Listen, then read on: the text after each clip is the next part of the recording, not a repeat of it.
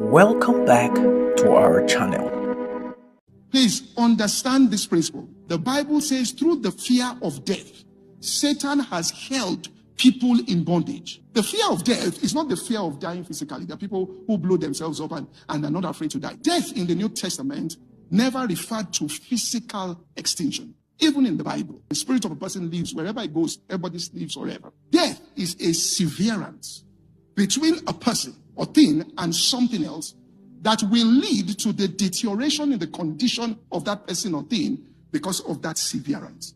Which means the body without the spirit is dead. It's a severance. A person can have a job and go to God and say, Father, I thank you, it's a very good job. The person can be asked, let's say the person is a woman. The boss in the work says, you have to sleep with me. You must sleep with me.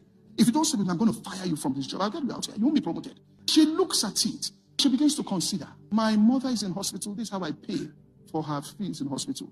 My children's school fees, this is how I pay. If I lose this job, this is the consideration. If I lose this job, what's going to happen? Satan is using the fear of severance from that job to manipulate our mind. He will not suffer your soul to see corruption before they say, are you following what I'm saying here? The mark of the Antichrist is 666, which is man.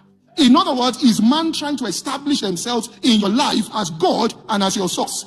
When you face a person who says, I am your God and your source, if you don't do what you want to do here, you'll be severe. You'll hold the letter and say, I can write the letter of resignation for you. You don't have to fire me. I can fire myself.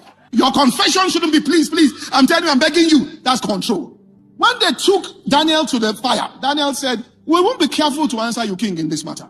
If it's between us bowing down to this idol or going into fire, we will have chosen the fire over your idol and died. However, what we are telling you is that we have a God. Throw us into the flame, and you will see our God show. Are you following what I'm saying here? Remember what God told Aaron when they were disputing. Tell them, all the families, tell them to go and cut their rods. Remove all the leaves, remove all the flowers. Bring it into my inner court. 24 hours after, they brought out the rod of Aaron. They held it in the air. There was no root. There was no branch. In 24 hours, there were flowers. That is the priesthood after the order of Melchizedek.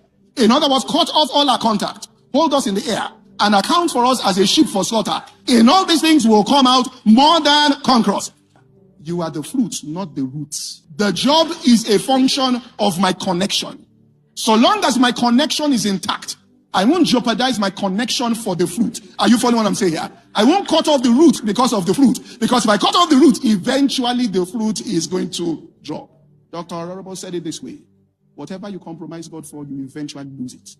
You thought you were preserving it by compromising. At the end, you will lose it.